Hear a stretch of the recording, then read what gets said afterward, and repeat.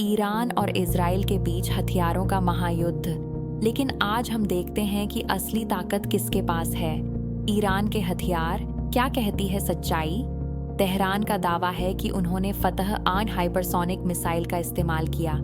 यह missile 12 metre लंबी है, 1400 किलोमीटर तक जा सकती है और 200 किलो विस्फोटक ले जा सकती है। लेकिन विशेषज्ञ संदेह में हैं।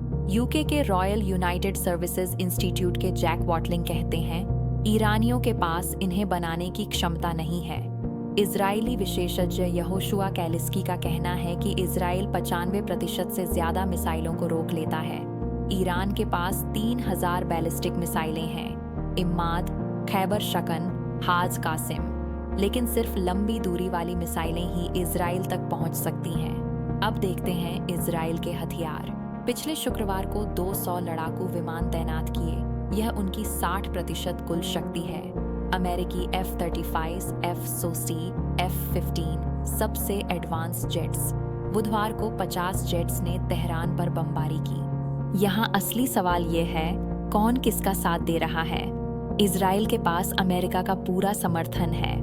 Multilayer air defence system, iron dome, arrow 2 और 3। अमेरिका लगातार इंटरसेप्टर्स की आपूर्ति कर रहा है। लेकिन एक अमेरिकी अधिकारी ने वॉल स्ट्रीट जर्नल को बताया कि इजराइल इसे ज्यादा दिन नहीं चला सकता, सिर्फ 10-12 दिन और बस। दूसरी तरफ ईरान अकेला है, कोई उसे हथियार नहीं दे रहा, कोई उसकी एयर डिफेंस रीफिल नहीं कर रहा। भारत के नजरिए से यह चिंताजनक है। हमारे ऊर्जा आपूर्ति, चाबहार पोर्ट और क्षेत्रीय स्थिरता सब दांव पर है। जब अमेरिका कहता है कि इजराइल की मदद करेगा तो वह खुलकर कहता है, लेकिन जब ईरान रक्षा करता है तो उसे आक्रामकता कहा जाता है। तकनीकी रूप से देखें तो हाइपरसोनिक मिसाइल का मतलब सिर्फ तेजी नहीं है, उसमें मैन्यूवरेबिलिटी होनी चाहिए, ट्रैजेक्टरी बदलने की क्षमता होनी चाहिए।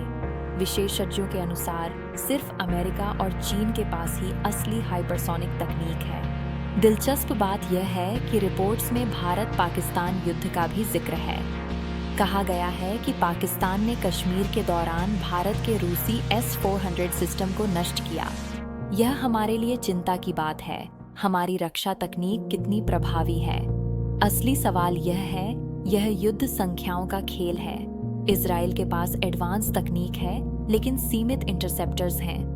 ईरान के पास बड़ा मिसाइल भंडार है, लेकिन कम एक्यूरेसी है। भारत को अपनी स्वतंत्र विदेश नीति बनाए रखनी चाहिए और अपने राष्ट्रीय हितों को सर्वोपरि रखना चाहिए।